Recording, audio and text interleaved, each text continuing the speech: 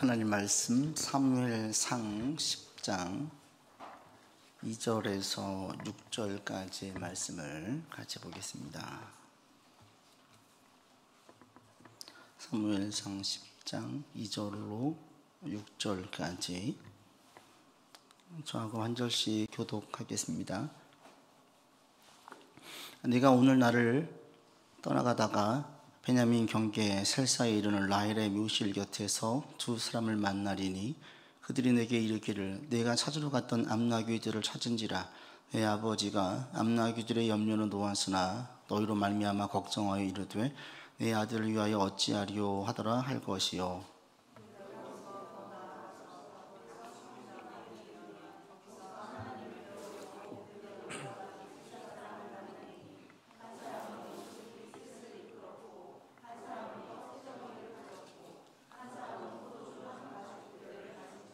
그들이 내게 문난하고 떡 2덩이를 주겠고 너는 그의 손에서 받으리라.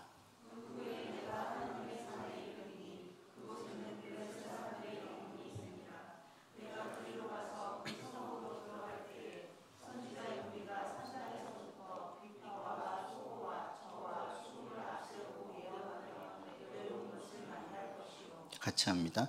내게는 여호와의 영이 크게 임하리니 너도 그들과 함께 예언을 하고 변하여 새 사람이 되리라. 아멘. 여러분이 지금 이 자리에 있는 것은 우연이 아니고 우리가 여기 오기까지 또 우리가 하나님을 아버지로 예수님을 구주로 고백하기까지는 하나님의 수많은 섭리와 개입하심이 있었어요. 그리고 하나님께서 우리를 불러주시고 우리 개인들을 부르신 다음에 우리 각 사람들에겐 사명을 주셨어요. 내가 감당할 일들, 그 일들을 주셨는데 그 사명을 주신 다음에 하나님께서는 그 사명을 감당할 수 있도록 또 능력을 주셔요. 그게 이제 오늘 본문에 사울 보면 분명하게 알 수가 있는데 전혀 왕에 대한 생각이 없었던 사울을 하나님께서 지명해서 왕으로 세우시고 또 왕의 역할을 하게 하시는데 사울이 왕의 역할을 감당할 수 있도록 능력을 부여해 주시는 주님을 볼 수 있습니다. 여러분에게도 이런 어떤 하나님 안에서의 그 욕심 또는 소망이나 바람 이런 것들이 있었으면 좋겠습니다. 하나님께서 나를 불러주셨어요. 우리가 우연히 주님의 자녀, 우연히 예수님을 구주로 고백한 사람은 한 명도 없습니다.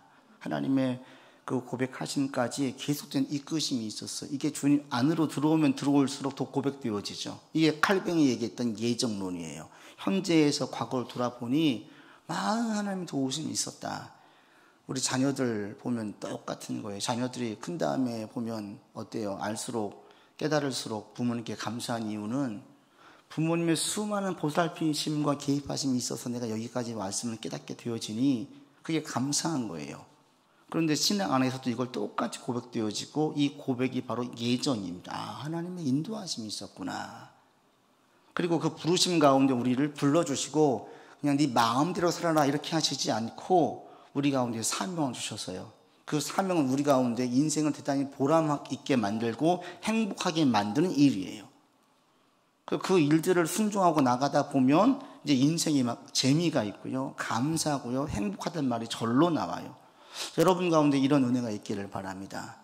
사명을 다 주세요. 사람마다 다르고 시기마다 시대마다 내 연령대마다 주신 사명이 달라요. 그런데 중요한 것은 내가 순종만 하면 그 사명을 감당할 수 있도록 능력을 주신다는 거예요. 오늘 우리 사무엘상 10장의 사울이 그렇습니다. 하나님께서 사울을 왕으로 세우셨습니다. 이스라엘 사람들이 그렇게 고집부려가지고 왕으로 세웠어요.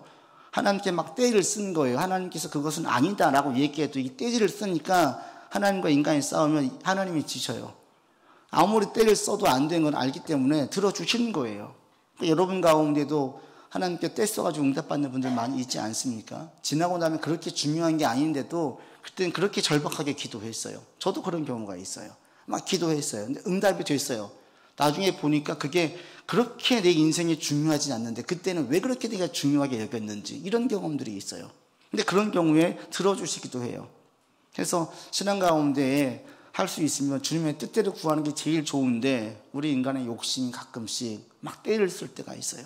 지금 이스라엘 백성은 떼를 썼어요. 그리고 하나님께서 그들 가운데 왕을 주셨어요. 그러나 떼를 쓰는 그들 가운데 할 수 있으면 좋은 쪽으로 인도하기 위해서 하나님께서 좋은 왕을 세우셔서 그들을 이끌고 가기를 원했습니다. 그래서 세운 게 사울 왕이었어요. 그 다음에 사울을 왕으로 세운 다음에 사울에게, 사울 자신도 어안이 벙벙하죠.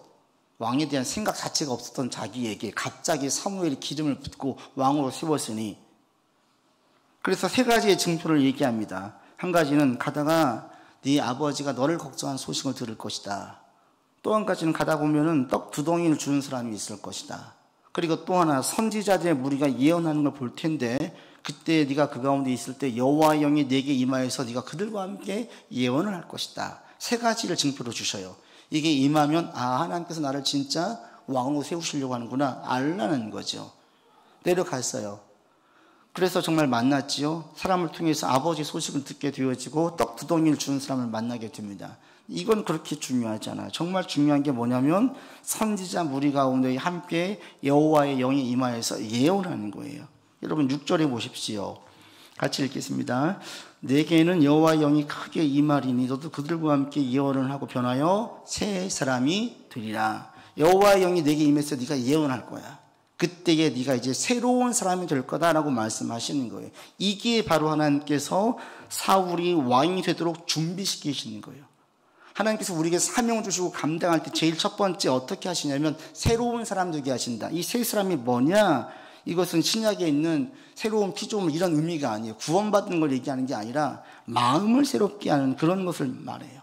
사울 마음에 변화를 일으켜 주셔요. 그래서 사울 마음 가운데 어떤 변화가 있었냐면 그 뒤의 배경이 그렇습니다. 암몬 사람 나하스가 길르한 야베스를 공격하고 조롱해요. 그러니까 길르한 야베스가 잠깐만 기다려봐라. 내가 이스라엘 가운데 도움을 청해보고 도움을 주하지 못하면 너희에게 굴복하겠다. 말미를 줘요. 그러니까 길르한 야베스가 이 베냐민 기브아 사람들에게 도움을 청합니다. 사사기 마지막에 보면 원래 길르한 야베스 사람들은 이스라엘 사람들이 아닌데 이스라엘 가운데 내전이 생겨가지고 베냐민 지파가 거의 다 멸족하고 600명만 남았어요. 남자들. 이들을 결혼시켜야 되는데 이스라엘 백성들이 약조를 맺어서 우리의 딸들을 주지 말자 그랬어요. 그래서 이들이 지금으로 말하면 보쌈 결혼을 한 거예요.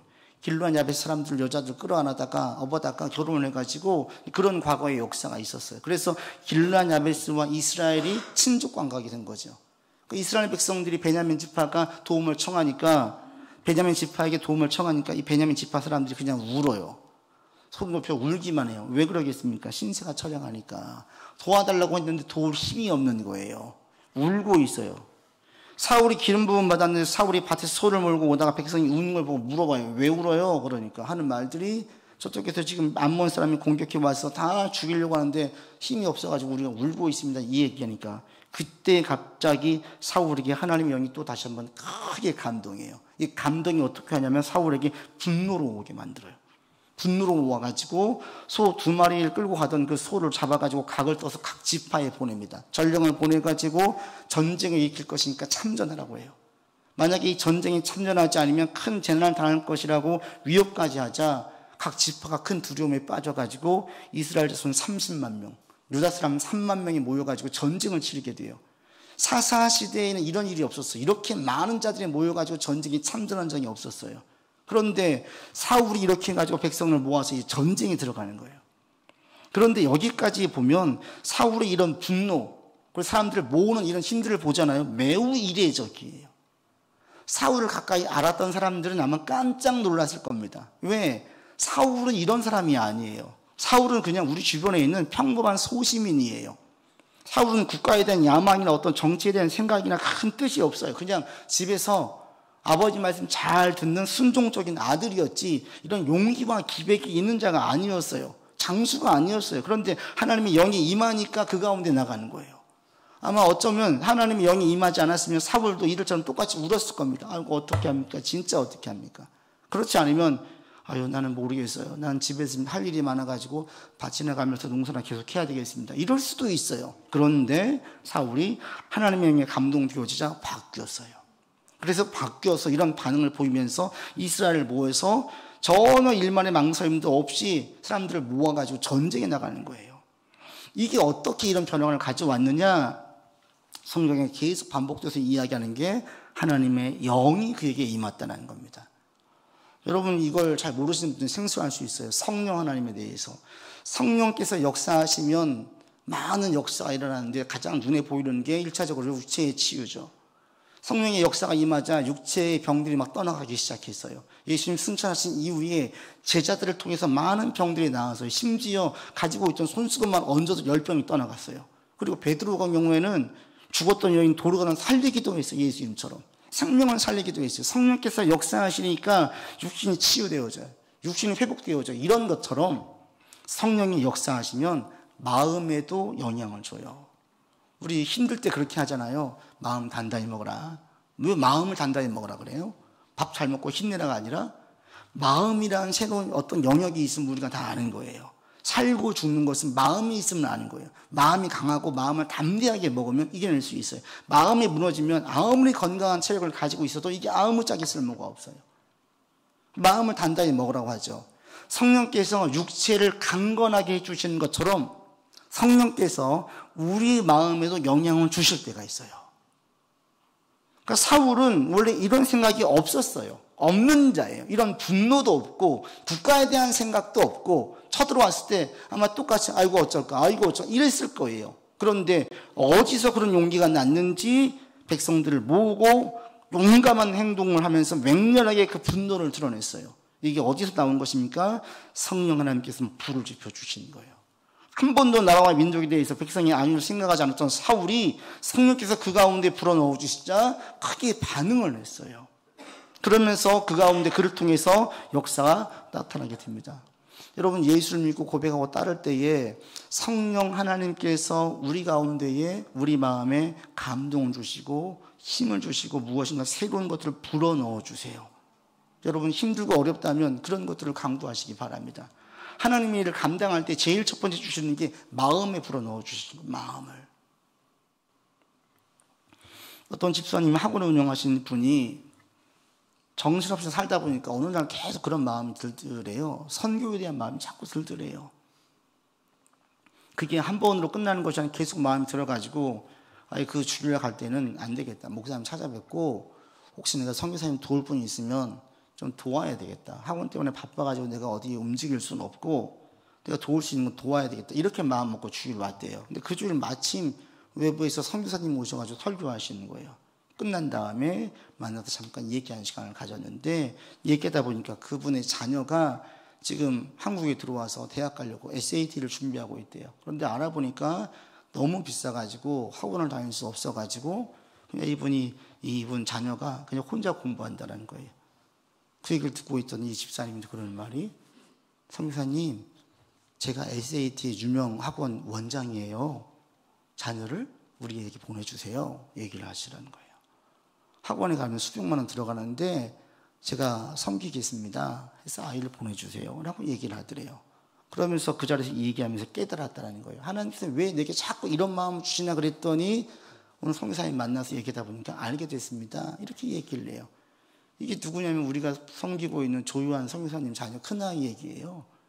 큰아이가 공부를 곧잘 해가지고 좋은 대학 갈 수 있고 같이 학교에서 스터디로 하고 있는데 거기 있는 아이들이 전부 다 좀 부잣집 자녀들이라 다 미국으로 좋은 대학을 갔대요. 얘만 집 못 가가지고 자기 꿈에 빠져 있는 거예요. 성적은 잘 나오는데.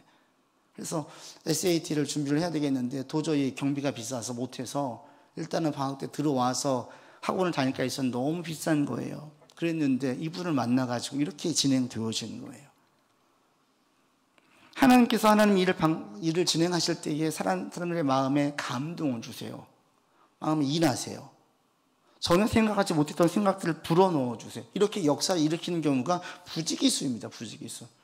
어제 제가 동기 목사님과 통화하다가 신대원 때 친하게 지냈던 동기 목사 지금 제주도에서 목회를 하고 있는데 한참 거의 한 1시간가량 통화했어요.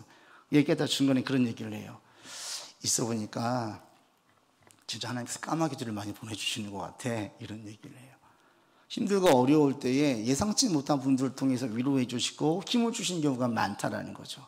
뭐 갑자기 이게 다 어떻게 오는 줄 아십니까? 하나님께 그런 마음을 주시는 거예요.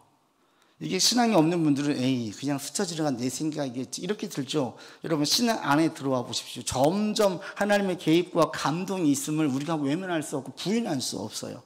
정말 주님께서 역사하시는 것들을 많이 보게 되어져요. 갑자기 예기치 않은 처녀가 와요. 갑자기 누가 만나자 그래요? 갑자기 어떤 일들을 경험하게 되어져요? 이런 게 그냥 우연인 것 같은데 하나님께서 이런 모든 상황들을 다 쓰시는 거예요. 여러분이 주님께 순종하고 나가려고 하잖아요. 주님께서 우리 가운데 어떤 마음을 주세요. 또 내가 순종하고 나아가면 주변에 어떤 사람들에게 마음을 주셔요. 그래서 그 일들이 진행하게 해주시는 거예요. 많은 믿음의 사람들, 그들 어떤 역사가 일어나는 믿음의 사람들을 보면 이런 많은 공통점들이 있어요. 일단 믿음으로 나가요. 순종하고 나아가요. 나아갔더니 하나님께서 자꾸 마음을 주시는 거예요. 제가 아는 권사님도 일생은 교회학교 교사라고 섬겼어요. 왜? 계속 그 마음을 불어넣어 주시더래요. 제가 아는 목사님은 지금 그 노숙자들을 섬기는 일을 지금도 하고 있어요. 처음에 그게 보이는 거예요. 계속 그 마음을 주시는 거예요. 또 경주에 있는 아는 목사님은 외국인 노동자들을 섬기고 있어요. 그들 가운데 마음이 가게 하시는 거예요. 너무 억울한 일을 당하니까 여기 이곳에 와서 너무나 억울하게 월급도 제대로 못 받으니까 이분이 좀 인도네시아를 할 줄 아니까 가서 변호해주고 도움을 주다 보니 자연스럽게 그게 자기의 사역이 되어버렸어요. 하나님께서 어떤 마음을 주시고요. 그 마음에 순종하잖아요. 거기 사람의 역사가 나타나기 시작해요. 여러분도 마찬가지예요. 여러분이 하나님 안에서 있을 때에 하나님께서 많은 마음을 주셨어요, 이미. 어떤 분들은 순종하는 분이 있고 어떤 분들은 외면하는 분이 있어요. 우리 인간에게 자유의지가 있기 때문에 우리가 외면하잖아요. 그냥 떠나가요. 식어져요. 순종할 때 역사가 일어나요. 순종할 때 주변 사람들이 붙여지게 되어져요. 그리고 이런 마음은 일회적이지 않습니다. 시간이 지날수록 계속되어져요. 조지 밀러 목사님께서 영국의 고아의 아버지로 소문나 있어요. 이분이 엄청난 역사를 많이 일으켰어요. 처음에 동료 목사들, 선교사님들이 이걸 오픈을 했어요. 다니다 보니까 계속 저에게 이런 마음을 주십니다. 어린이 사역을 하고 싶은데 저기 집에서 방치되어 있는 아이들, 고아들이 너무나 많은데 하고 싶습니다. 동료 목사님과 선교사님들이 다 말렸어요. 재정이 없습니다. 조직이 아직 안 됩니다. 조금 더 갖춰지면 해야 됩니다. 그런데 이분 가운데 그 마음을 계속 주시는 거예요. 그냥 일을 저질렀어요. 그게 엄청난 역사로 일어났어요. 하나님께서 우리가 나아갈 때에 우리에게 마음을 주세요. 여러분들에게 마음을 주세요. 어쩌면 지금 마음 주시는 분들도 있어요. 요즘 계속 무엇인가 생각이 나고 계속 내게 무엇인가를 떠올리게 하고 어떤 마음을 계속 부어주세요. 이건 내 마음이 아니에요. 사울이 막 마음을 먹고 용기를 내가지고 싸운 게 아닌 듯이 우리 가운데 마음을 불어넣어 주실 때가 있어요. 여러분 여기 순종하고 나아가잖아요. 그러면 그 가운데 주님의 역사를 보게 되어져요. 그냥 순종하고 나아가면 거기서 하나님의 살계심을 경험할 수 있어요. 여러분에게 이런 역사가 있기를 바랍니다. 이런 마음이 성령께서 주시는 마음이에요. 이 마음에 순종할 때에 하나님께서 역사하세요. 여러분 이제부터 한번 기울여 보세요. 내 마음, 새로운 마음을 불어넣어 주시는 게 있는지. 그럴 때가 있습니다. 그러면 그 마음을 흘려보내지 마시고 한번 생각을 해보세요. 묵상해 보시고 곱씹어 보시고 그리고 예배를 드릴 때, 찬양할 때, 기도할 때 그런 마음 계속 들면 이거 하나님께서 주신 마음인가? 한번 점검을 해보세요. 그리고 순종해 보시고 시도해 보세요. 그때에 주님의 역사가 일어나는 것들을 보게 되어져요. 분명한 것은 그 마음을 주셨는데 순종하지 않으면 역사가 일어나지 않습니다. 이거 내가 감당할 수 없는데 사울도 그런 자질이 아예 없는 자였어요. 그런데 그걸 감당할 수 있도록 자질을 주셨어요. 그 권위를 주시고 사람들을 모으게 해주시고 전쟁에 나가게 했어요. 한 번도 싸워본 적이 없는 사울이 전쟁터에서 어떤 그런 용기가 나왔는지 싸우게 해요. 여러분에게 이런 역사들이 있을 겁니다. 하나님께 기도해 보시고 나아가 보십시오.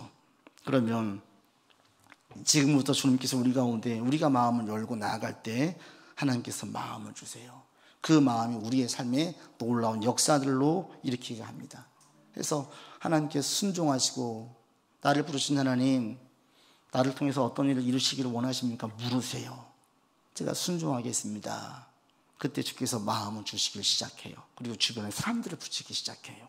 이런 역사가 여러분들 가운데 있어지기를 바랍니다. 우리가 사울을 볼 때 또 하나 분명하게 짚고 넘어갈 게 있습니다. 하나님의 영이 사울에게 임했는데 사울은 하나님을 믿는 사람이 아니라는 거예요. 사울은 구원받은 자가 아니에요. 사울은 하나님의 자녀가 아니에요. 이걸 모르는 분들은 혼동하고 저도 과거에 혼란이 왔었어요. 혹시 내가 사울 왕은 사울이 아닌가? 사울과 다윗의 인생길이 완전히 다른데 나도 혹시 사울처럼 되지 않나? 그런데 그런 걱정을 완전히 접었어요. 왜? 사울은 성경을 보잖아요. 한 번도 하나님을 자신의 하나님으로 고백해 본 적이 없어요. 사무엘에게 당신이 하나님께 기도해 주세요라고 이야기하지 한 번도 하나님을 자기의 하나님으로 고백한 적이 없어요. 나의 하나님은 고백되지 않아도 하나님의 영이 임할 수 있습니까? 임할 수 있어요. 우리가 예수를 주로 고백하지 않아도 우리 가운데 역사가 나타나죠. 그런 일들이 있을 수 있어요. 육신과 비교해 보면 똑같습니다. 육신이 치유되어질 때 믿음이 있어서 치유되어지지요. 그러나 우리에게 믿음이 없어도 치유되어지는 경우가 있어요. 마태복음 9장에 보니까 중풍병자를 주님께서 고치실 때 그의 믿음으로 고치신 것이 아니라 그를 메워온 사람들을 보면서 그들의 믿음을 보시고 그를 고쳐주세요. 믿음이 없어도 고쳐줘요. 심지어는 마태복음에 보잖아요. 마태복음 7장에 보면 주님께서 말씀하십니다. 많은 사람들이 나더러 이르되 주님의 이름으로 선지자 노릇하고 지금은 말하는 목사 노릇하고 선교사 노릇하고 그리고 교회의 향전식 식분을 감당했습니다. 주 이름에 귀신을 쫓아냈습니다. 많은 권능을 하겠습니다. 그때 주님께서 말씀하십니다. 내가 그들에게 밝히 말한다. 너희를 도무지 알지 못한다. 불법을 행하는 자들은 내게서 떠나가라 라고 내치세요. 하나님께 내침받는 사람들 가운데에도 심하게 말하면 목사도 있고요. 선교사도 있고요. 교회의 향전 직분자도 있고요. 또 심지어는 그들 통해서 어떤 권능과 역사가 나타나기도 한다는 거예요. 우리가 알고 있는 통일교 문선명 씨 보세요. 그분이 얼마나 열심이고 얼마나 유창한 달변가인지 아십니까? 믿음 안에서 믿는 자였어요. 많은 사람이 따라서 유명세가 있었어요. 그런데 그 교만함이 그를 꺾어서 그가 결국은 나갔어요. 믿는 자인 줄 알았더니 하나님의 권능이 임해서 그 일을 감당했던 것이지 그는 믿는 자가 아니었던 거예요. 구약에 보니까 발람 선지자가 나와요. 이스라엘 대적했던 모압 편에 섰던 자입니다. 그런데 이 발람에게 하나님의 영이 임해서 예언하게 만들어요. 믿지 않아도 하나님의 영이 임할 수 있다는 거예요. 여러분 이것을 잘 아셔야 되는 게 이게 왜 중요하냐면 이걸 분명하게 알고 있어야 우리가 영적인 판단이 흐리지 않을 수 있어요. 어떤 목사님 병을 낫게 해서 신령한 목사예요? 몰라요. 그럴 수도 있지만 아닐 수도 있어요. 병을 낫게 하는 권능은 기능적인 부분이지 하나님의 영적인 어떤 구원받으면서 오는 게 아니라 은사 부분이에요. 근데 은사는 믿지 않는 자에게도 임할 수가 있다는 거예요. 이게 신기하죠? 실제로 그래요. 여러분이 볼 때 그래서 어떤 분을 통해서 어떤 일이 막 일어나고 있어요. 사울은 죽을 때까지 한 번도 왕의 자리를 패한 적이 없습니다. 많은 사람들이 사울을 왕으로 인정했었어요. 모든 자들이 인정했어요. 그냥 외형적으로 볼 때는 사울은 하나님께 쓰임받는 자예요. 그런데 아니었어요. 사울은 내면적으로 한 번도 하나님 자기 하나님 고백한 적도 없고 하나님을 이용한 다음에 자기 뜻에 안 맞으니까 하나님은 버려버려요. 하나님께서 말씀하십니다. 사울이 나를 버렸기에 내가 그를 버린다. 하나님은 사울을 버린 게 아니에요. 따르지 않아요. 그렇게 설득을 해도 안 따라와요. 자기 뜻대로만 가요. 이게 사울이었어요. 사울은 하나님의 사람이 아니었어요. 믿는 자가 아니었어요. 좀 목사에 대한 자기 비판 같지만 목사들 가운데에도 구원받지 못한 목사 있어요. 선교사들 가운데 항존 직분자 가운데에도 구원받지 못한 자가 있어요. 그런데 우리가 그걸 판단할 수가 없죠. 이걸 잘 분별하고 이것을 여러분들이 명확히 알아야 되는 게 왜? 이게 명확하게 내가 가지고 있어야 나를 통해서 어떤 결과나 역사가 나올 때 우리가 우쭐대지 않을 수 있어요. 내 능력 아니에요. 우리가 그때 교만해지지 않을 수 있어요. 우쭐해지고 교만에 빠진 모든 자들은 자기를 통해서 어떤 일이 일어났다고 생각을 해요. 그래서 결국에는 그런 사람들은 자기가 영광을 취해요. 누가 나를 무시하고 누가 나에 대해서 자존심을 스크치는 거 못 견뎌해요. 이게 이 사울왕 같은 자였어요. 이걸 분별하지 않으면 잘 넘어져요. 사람 때문에 시험 들어요. 여러분 사람 때문에 시험 들지 마세요. 우리가 사람들의 마음을 정확히 알 수 없어요. 저 사람 예수 믿는다고 이야기하는데도 그게 말인지 마음인지 우리는 몰라요. 여기서 우리가 분명하게 알아야 되는 것은 하나님께서 기능적인 역사에서 큰 교회가 될 수도 있고 심지어는 병든 자가 나올 수도 있구나. 그런데 이것이 곧 하나님께 계속 귀하게 여기는 것을 의미하는 것은 아니구나. 그럴 수도 있지만 아닐 수도 있구나. 이거 여러분 분별하세요. 그리고 나를 통해서 어떤 일이 일어날 때 이건 기능적인 부분이지 내가 진짜 대단해서가 아니라는 거예요. 우리는 모두가 다 여러분 통해서 어떤 일이 이루어져서 여러분 영광을 받게 되어지고 많은 사람이 칭송을 할 때에 그때 우쭐해지지 않을 수 있어. 이걸 잘 분별하면 우리가 교만에 빠지지 않을 수 있습니다. 그리고 또 하나 이걸 통해서 우리가 분명히 깨닫게 되어지는 것이 일과 사역보다 중요한 게 하나님과의 관계예요. 하나님께서는 우리가 어떤 일을 하느냐, 얼마나 많이 했느냐, 이거 중요하게 여기지 않습니다. 제일 첫 번째 보이는 것은 우리의 마음이에요. 내 마음이 하나님께 향해 있냐. 사람들은 결과를 중요하죠. 야, 저 사람이 사업을 했는데 맨손으로 엄청난 일을 했어. 대단하게 여겨요.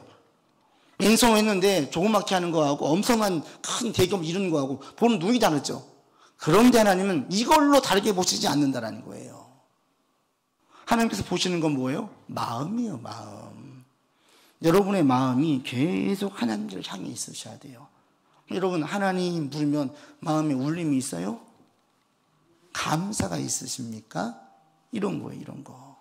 하나님께서 우리 가운데 제일 첫 번째 원하시는 것은 사귐이에요, 사귐. 교제. 여러분, 집에 식구가 왜 식구예요? 엄마 돈 줘, 자녀가 그래요.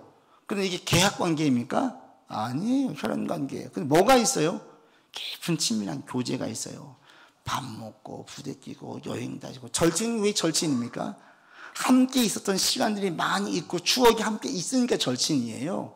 마음을 토해내고 함께 교제하고 속얘기를 할 수 있는 사람이 누군가 있을 때 절친으로 이야기하지, 만날 때마다 항상 예의를 갖춰야 되고 무엇인가를 숨겨야 되고 이런 사람은 절친 아니에요. 하나님께 대할 때도 마찬가지입니다. 하나님은 우리와 깊은 교제를 원하세요. 하나님만큼 나를 아는 사람이 없고 나보다 더 나를 잘 알고 있는 분이 하나님이에요. 이걸 깨닫게 되어지면 하나님과 기도하는 게 재밌어요. 왜? 사람들은 뭐 얘기할 때 어떤 일이 있었어, 내가 어떻게 행동을 했어, 그러면 그 행동을 하게 된 모든 배경들 다 설명을 해야 돼요. 그래야 그 사람이 이해를 해요. 그렇지 않으면 자기 입장에서 나를 평가하고 판단해서 영 신경이 쓰여요. 그런데 하나님은 그런 걱정을 할 필요가 없어요. 내가 살아온 모든 일을 다 하세요. 그래서 하나님께 그냥 하나님만 해도 다 하세요. 이걸 경험한 분들은 기도가 재밌다 그래요. 그래서 마음에, 기도의 사람들은 마음에 속병이 없어요. 왜? 끌어안고 있는 게 없으니까. 하나님께 다 토해내니까. 하나님 앞에서 울어요. 그리고 성령 하나님께서 그 마음을 만져주세요. 보듬어주세요. 회복의 역사를 보게 해주세요. 저는 여러분들이 하나님을 더 많이 사랑할 수 있기를 바랍니다. 이게 제가 고민하고 부탁한다고 되는 게 아니에요. 여러분 마음에서 이게 우러나야 돼요. 하나님 사랑하십니까? 이전보다 더 많이 하나님과 깊은 교제 가운데 있습니까? 가장 불쌍한 사람, 제발 하나님을 버리는 어리석은 자 되지 않기를 바랍니다. 교만에 빠져있고 기능적인 것을 크게 보잖아요. 그러면 잘 되어지면 하나님 버려요. 하나님과 교제가 없잖아요. 막 엄청난 사울처럼 엄청난 인기와 힘과 명예를 얻어보세요. 그러면 여기에 취해 있으면 하나님 그거 아니야 그래도 모든 사람들이 열광하고 지지하면 사람 따라가요. 그게 하나님 버리는 행위예요. 그럼 마지막에 반드시 선택의 기로에 설 때가 와요. 하나님께서 분명히 악이라고 얘기해요. 그런데 모든 사람들이 좋다고 이야기해요. 이 선택해야 되는 거예요. 이럴 때가 와요. 처음에는 오지 않죠. 처음에는 그냥 별 큰 일이 아닌 것 같아요. 근데 시간이 흘러가면 이제 그런 기로에 설 때가 와요. 그때 사울은 선지자 세상들 다 죽여버렸어요. 죽이면서 하나님과 완전히 대적됐습니다. 하나님께서 그건 아니야. 그럼 아닌 건데 한 번씩 순종하고 순종하지 않고 불순종하다가 계속 나가다 보면 결국에는 하나님을 알고 있어요. 어떤 분인지도 어떤 능력을 가지고 있는지도 알고 있어요. 그럼에도 불구하고 하나님을 버릴 수 있다는 거예요. 예수님 당시 상황을 생각해 보십시오. 죽은 나사로를 살렸어요. 그럼 어떻습니까? 다 믿어야죠? 아니요. 근데 뭐 이렇게 나온 거예요. 안 되겠다. 저 죽여야 되겠다. 이렇게 나온 거예요. 죽은 사람을 살린 역사를 보여준 주님을 보면서도 인정하려고 하지 않았어요. 하나님의 존재를 알고 있고 그 능력을 알고 있는데도 불구하고 인정하지 않게 되어지고 하나님을 버린 자들이 있어요. 왜? 하나님과 교제하지 않았기 때문에. 여러분 하나님께 순종하고 나가다 보면 하나님께서 역사하세요. 마음에 감동을 주세요. 이거 순종하고 나가게 되어지면 이게 내가 누군가한테 까마귀가 될 수 있어요. 엘리야에게 양식을 공급해 준 까마귀처럼 내가 누군가에게 까마귀가 될 수 있어요. 또는 누군가가 나한테 까마귀가 되어서 나를 위로하고 내게 힘을 줄 수가 있습니다. 이런 역사들이 믿음 안에서 믿음의 사람들을 통해서 계속 일어나고 있어요. 지금은 성령께서 역사하신 시대이고 성령께서 우리의 마음들을 만져주세요. 여러분 가운데에도 이런 일들을 자꾸 경험하시기를 바랍니다. 이번 한 주 이런 기대를 가지고 한번 살아보십시오. 하나님 저를 만져주시고 제게 새 마음 주시고 이길 수 있는 힘을 주십시오. 하나님께서 주십니다. 그래서 내 힘으로 견디지 않고 하나님의 능력으로 견디게 되어지면 사람들이 어우 대단하세요 라고 얘기할 때 절대 그렇게 인정하지 못하죠. 내 힘으로 한 게 아니에요. 하나님께서 마음 주신 거예요. 포기하려고 했는데 하나님께서 마음 주셨어요. 아니냐고 보다 스스로를 한없이 낮게 생각했었는데 하나님께서 저를 높여주셨어요. 견디게 해주셨어요. 이런 고백이 절로 나옵니다. 그래서 하나님은 우리 가운데 생생하게 살아계신 분이에요. 이런 경험들을 하시면서 여러분들이 이전보다 더욱더 주님을 좀 사랑하는 마음이 커질 수 있기를 바랍니다.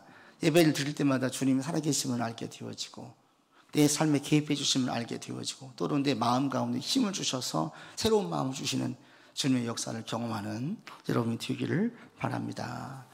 기도합시다. 아버지 하나님, 주님께서 우리의 마음에 새 힘을 주십니다.